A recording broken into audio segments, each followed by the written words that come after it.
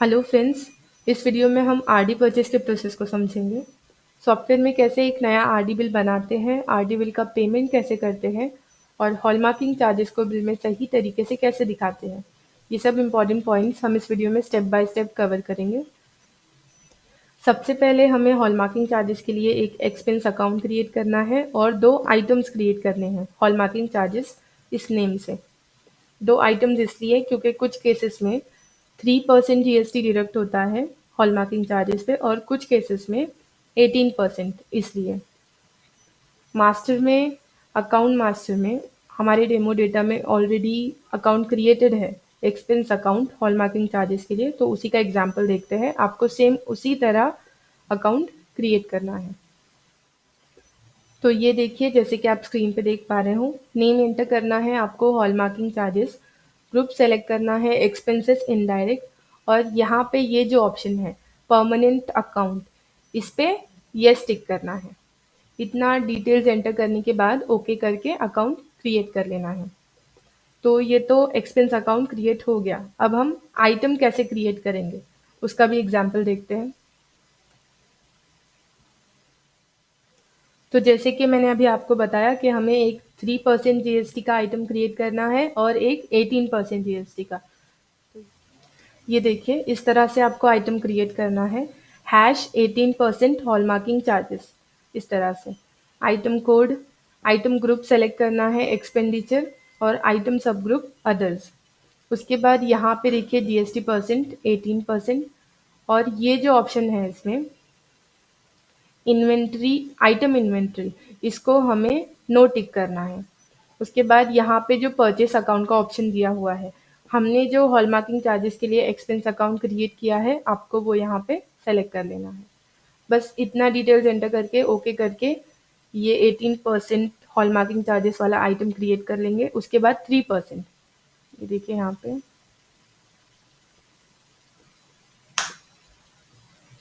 Same उसी तरह 3% वाला हॉलमार्किंग चार्जेस का आइटम क्रिएट करना है आपको।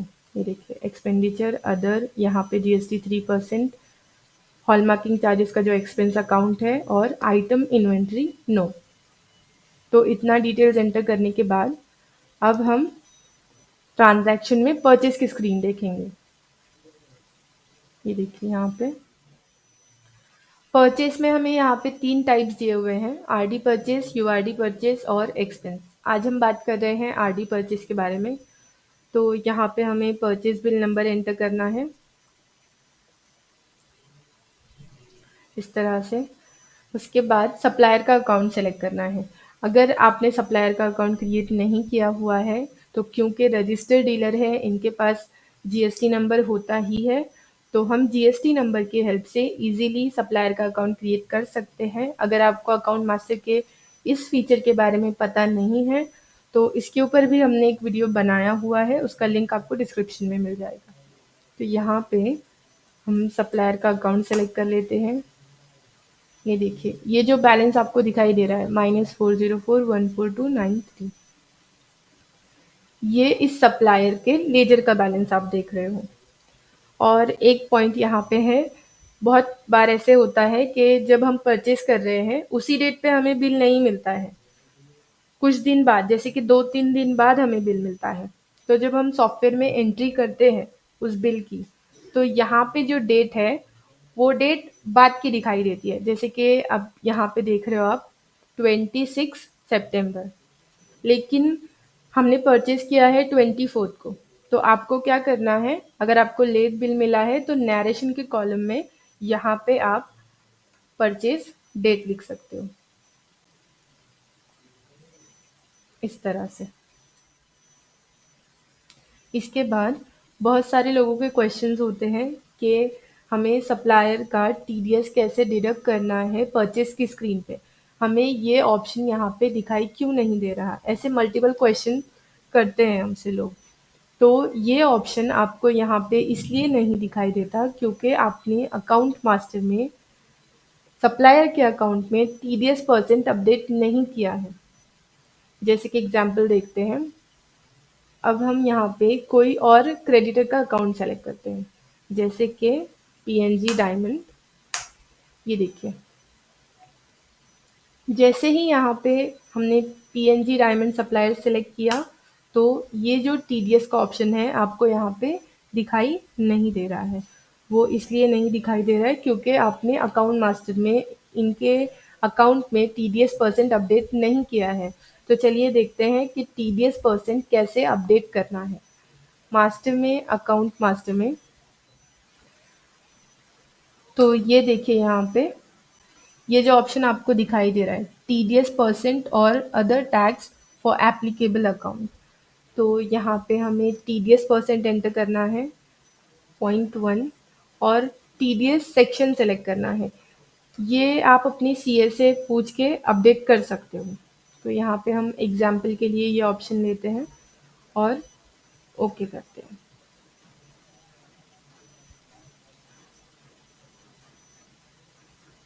अब ये जो अकाउंट है, यहाँ पे हमने टीडीएस परसेंट अपडेट कर दिया है।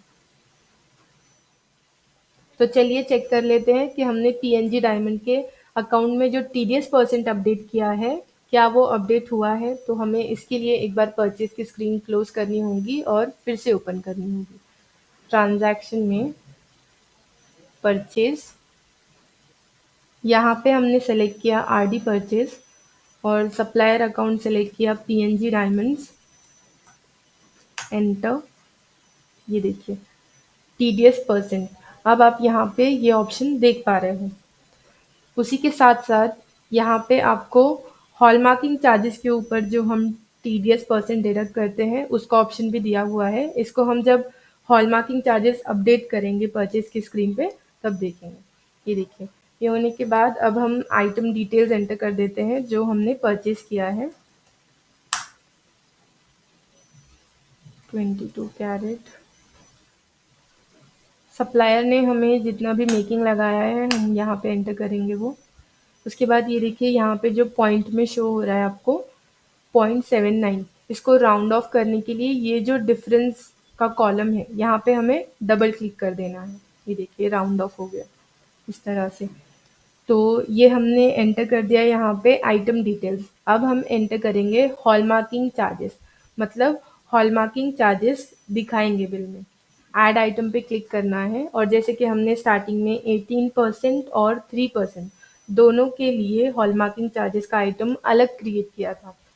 तो जितना भी परसेंट लगाना है आपको हॉलमार्किंग चार्जेस के ऊपर जीएसटी, उस हिसाब से आपको यहाँ पे आइटम सेलेक्ट करना है। तो ये देखिए, तो जैसे कि आप यहाँ पे देख रहे हो कि हमने हॉलमार्किंग चार्जेस का जो आइटम है वो आइटम कोड की हेल्प से सर्च किया है। वो इसलिए क्योंकि हम आरडी परचेज की स्क्रीन पे वर्क कर रहे हैं और हमारा जो हॉलमार्किंग चार्जेस का आइटम है वो एक्सपेंस ग्रुप में क्रिएट किया हुआ है। इसलिए हम यहाँ पे जो भी एक्सपेंस ग्रुप का आइटम है वो आइटम नेम से सर्च नहीं कर सकते हैं। हमें यहाँ पे उस आइटम का कोड ही एंटर करना पड़ेगा। इसलिए हमने यहाँ पे हॉलमार्किंग चार्जेस के आइटम का कोड एंटर किया है, आइटम कोड। उसके बाद आपको यहाँ पे पीसेस एंटर कर देने हैं, आपने कितने पीसेस परचेज किए हैं और पर पीस सप्लायर ने आपको कितने हॉलमार्किंग चार्ज लगाए हैं। देखिए यहाँ पे अब हमने ये हॉलमार्किंग चार्जेस की तो एंट्री कर दी, लेकिन हम हॉलमार्किंग चार्ज पे टीडीएस कैसे डिडक्ट करेंगे। तो ये देखिए आपको यहाँ पे ऑप्शन दिया हुआ है, वो आपको बेसिक अमाउंट जैसे कि देख पा रहे हो 225, ये बेसिक अमाउंट आपको यहाँ पे एंटर करना है 225, और आप कितने परसेंट टीडीएस डिडक्ट करने वाले हैं, जैसे कि 1%, 2% या 5%, उस हिसाब से यहाँ पे एंटर कर दीजिए। ये देखिए यहाँ पे आपको शो होगा कि टीडीएस अमाउंट कितना है हॉलमार्किंग चार्जेस का। अब हमने आइटम ऐड कर दिया, हॉलमार्किंग चार्जेस दिखा दिए, टीडीएस दिखा दिया। अब हम यहाँ पे पेमेंट की एंट्री करेंगे। पेमेंट में मल्टीपल सिनारियोज हो सकते हैं, जैसे कि आपने जिस टाइम परचेज किया उसी टाइम आपने फुल पेमेंट कर दिया, या फिर आपने परचेज किया और आधा पेमेंट कर दिया, या फिर कुछ पेमेंट कर दिया, या फिर आपने सिर्फ परचेज किया है, पेमेंट आप बाद में करने वाले हो, या फिर आप थोड़ा थोड़ा थोड़ा करके पेमेंट करने वाले हो। तो परचेस की स्क्रीन पे यहाँ पे आपको एक ऑप्शन दिया हुआ है पेमेंट की एंट्री करने का। आपने कैसे पेमेंट दिया है, कैश में दिया है, चेक से दिया है, तो आप यहाँ पे एंट्री कर सकते हो। लेकिन किस केस में? जब आपने परचेस किया और तुरंत पेमेंट कर दिया, चाहे वो फिर फुल पेमेंट किया हो या फिर थोड़ा पेमेंट किया हो, जितना भी आपने तुरंत पेमेंट किया है उसकी एंट्री हम यहाँ पे करेंगे। आपको बैंक अकाउंट सेलेक्ट कर लेना है, कैसे पेमेंट कर रहे हो आप, कैश में किया है आपने या फिर बैंक से किया है, चेक दिया है, तो आपको सेलेक्ट कर लेना है। चेक नंबर एंटर करना है और कितना अमाउंट पे किया है। जितना भी अमाउंट आपने पे किया है यहाँ पे आपको वो एंटर कर देना है। फॉर एग्जांपल 50,000 पे कर दिए हैं। ये जो टोटल अमाउंट है इसमें से 50,000 पे हो चुके हैं। यहाँ पे अमाउंट एंटर करके ओके करके इस बिल को हम सेव कर लेंगे। ये देखिए, ओके करने के बाद यहाँ पे आपको प्रिंट का ऑप्शन आएगा और जो डॉक्यूमेंट नंबर जनरेट हुआ है वो दिखाई देगा। जैसे कि देखिए यहाँ पे 41 दिखाई दे रहा है आपको। तो यहाँ पे एक इम्पॉर्टेंट नोट है, जैसे कि आप लोग परचेस आरडी बिल्स की फिजिकल फाइल्स भी मेंटेन करते हो, तो आपको क्या करना है, आप जिस बिल की एंट्री सॉफ्टवेयर में कर रहे हो, तो एंट्री कंप्लीट होने के बाद जब हम ओके करते हैं, सॉफ्टवेयर से एक डॉक्यूमेंट नंबर जनरेट होता है। जैसे कि आप स्क्रीन पे देख पा रहे हो, अभी हमने जिस बिल की एंट्री की, सॉफ्टवेयर में डॉक्यूमेंट नंबर जनरेट हो गया 41। ये जो डॉक्यूमेंट नंबर है, आपके हाथ में जो फिजिकल बिल है, आपको उसके ऊपर लिख लेना है। तो कभी-कभी आप लोगों को ही कन्फ्यूजन होता है कि आपने कौन से बिल की एंट्री सॉफ्टवेयर में की है और कौन से बिल की एंट्री नहीं की है। तो जब आप लोग सॉफ्टवेयर का document number physical bill pay लिख लोगे तो आपको कंफर्म हो जाएगा कि हाँ, इस बिल की एंट्री सॉफ्टवेयर में हुई है। बहुत लोग हमसे ये क्वेश्चन करते हैं कि वो लोग जो परचेज आरडी की फाइल मेंटेन कर रहे हैं, उसमें कुछ बिल्स जो है वो फुल्ली पेड है और कुछ अनपेड है या फिर कुछ का पेमेंट चल रहा है। तो उससे उन्हें बहुत मर्ज फील होता है, मतलब कि सिस्टमैटिक नहीं लगता है वो सिस्टम। तो आप लोग क्या कीजिए, 2 फाइल मेंटेन कीजिए। एक फाइल में सारे फुल्ली पेड बिल्स और एक फाइल में जो अनपेड है या फिर जिनका पेमेंट चल रहा है, कंप्लीट नहीं हुआ है, ऐसे बिल्स। और जितनी बार जितना पेमेंट करोगे आप, तो उनके साथ आपको एक चिट्ठी मेंटेन करनी है। मतलब जो अनपेड बिल्स है, अनपेड फाइल है आपकी बिल्स की, उनके साथ हर बिल के साथ आप एक चिट्ठी मेंटेन कीजिए। जितनी बार जितना पेमेंट करते हो उस चिट्ठी पे लिखते जाइए और जैसे ही फुल पेमेंट होता है उसको फुल्ली पेड फाइल में ट्रांसफ़र कर दीजिए। इस तरह से आप मेंटेन रख सकते हो। तो यहाँ पे अगर आपको प्रिंट लेना है तो येस पे टिक कर दीजिए, नहीं लेना है तो नो। चेक प्रिंट करना है तो येस। इस तरह से ये हमने परचेज़ की एंट्री कर दी है। तो जैसे कि मैंने आपको पेमेंट के मल्टीपल सिनेरियोज़ बताए हैं, सॉफ्टवेयर में एक फीचर है, ये देखिए ट्रांज़ैक्शन में, कैश इन बैंक में आप लोगों को हर बार सप्लायर का लेज़र नहीं देखना पड़ेगा कि आपने उनको कितने बार और कितना पेमेंट किया है, मतलब जब आप पार्ट पेमेंट करते हो उस बिल का। तो यहाँ पे सबसे पहले हम ट्रांज़ैक्शन टाइप सेलेक्ट कर लेंगे, कैश में पेमेंट दे रहे हैं हम या फिर बैंक से दे रहे हैं।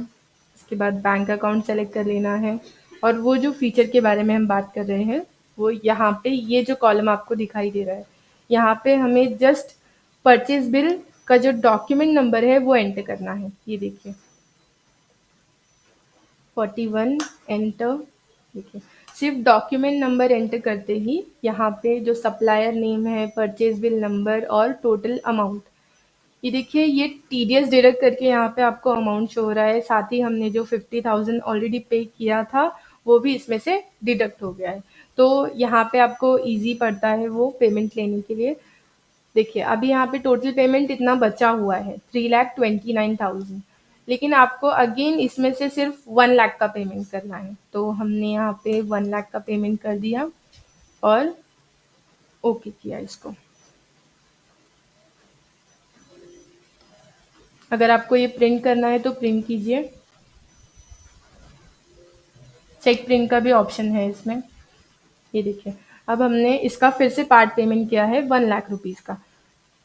अब नेक्स्ट टाइम जब भी हम पेमेंट करेंगे, फिर से हमने यहाँ पे डॉक्यूमेंट नंबर एंटर कर दिया। ये देखिए आपको जस्ट यहाँ पे डॉक्यूमेंट नंबर एंटर करना है परचेज बिल का, और जितना पेमेंट आपका बचा हुआ है उतना ही आपको यहाँ पे दिखाई देगा। अभी देखिए हम यहाँ पे फुल पेमेंट कर देते हैं। इसको ओके किया।